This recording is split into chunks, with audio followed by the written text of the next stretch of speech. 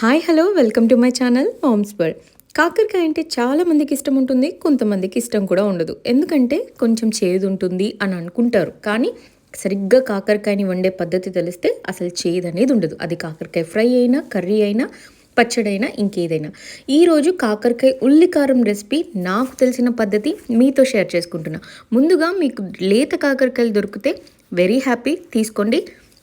ఒక పావు KG or half KG మీ క్వాంటిటీకి తగ్గట్టు తీసుకొని 2 సైడ్స్ ఎడ్జెస్ కట్ చేసుకొని ఇలా 1 ఇంచ్ పొడవుగా కట్ చేసుకొని పెట్టుకోవాలి.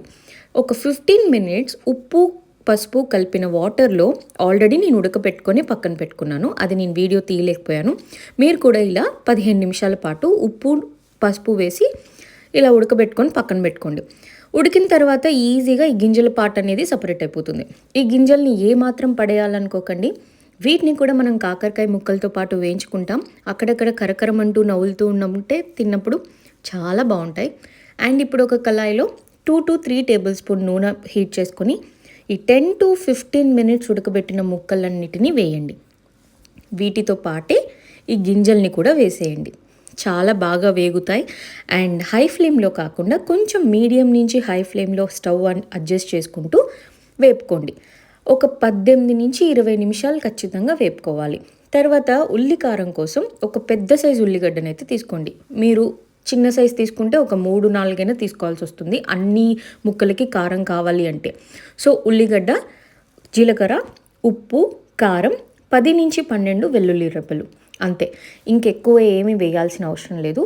ఇవన్నీ వేసి ఫైన్ పేస్ట్ పట్టుకుంటే సరిపోతుంది మిక్సీలో. మీరు ఇందులో వాటర్ అస్సలు వేయకండి, ఎందుకంటే ఆనియన్ గ్రైండ్ అవ్వగానే ఆటోమేటిక్గా అది వాటర్ కంటెంట్ రిలీజ్ చేస్తుంది కాబట్టి మనకి స్పెషల్గా వాటర్ వేసి గ్రైండ్ చేయాల్సిన పని లేదు.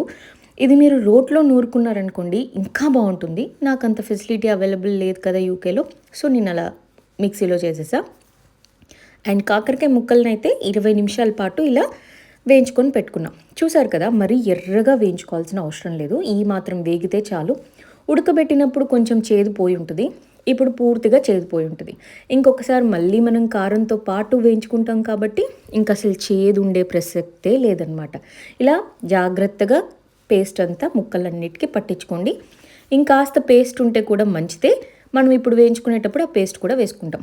ఏదైతే నూనెలో ఫస్ట్ వేయించుకున్నామో మళ్ళీ అదే నూనెలో ముక్కలన్నిటినీ కూడా ఇలా ఒకటొకటిగా వేసుకొని కాస్త ఊరికే కలపొద్దండి, ఎందుకంటే పేస్ట్ కాస్త స్టిఫ్నెస్ వచ్చేంత వరకు, కాస్త ముక్కలకి పట్టేంత వరకు కాస్త జాగ్రత్తగా 1-2 సార్లు కలుపుకొని ఉంటే సరిపోతుంది. సో ఇలా మిగిలిన పేస్ట్ అంతా కూడా వాటిపైన వేసేసేయండి. ఇది వేగుతుంటే మంచి స్మెల్ కూడా వస్తుంది అండ్ చాలా బాగా తింటారు పిల్లలు. వేడి వేడి అన్నంలో అయితే అసలు చాలా బాగా కలుస్తుంది. మీరు ఖచ్చితంగా ట్రై చేయండి. ఈ రెసిపీ చాలా సింపుల్, చాలా ఈజీ. ఎంతసేపు వీటిని కలుపుకోవాలి అంటే ఎప్పుడైతే మన ఈ కారం కాస్త బ్రౌనిష్గా టర్న్ అయిపోయి ఆ ముక్కల్లో ఆ పచ్చితనం పోయి ఇట్లా మనకు కనిపిస్తూ ఉంటుంది కదా, అప్పటి వరకు చేసుకోండి. ఇంకొక చిన్న టిప్ ఏంటి అంటే, మీరు ఇది నాన్ స్టిక్ ప్యాన్లో కాకుండా ఏదైనా వేరే ప్యాన్లో అయితే చాలా బాగుంటుంది. కాస్త అడుగంటినప్పుడు అది మంచిగా అనిపిస్తుంది అనమాట. దానిలోనే అసలైన టేస్ట్ ఉంది.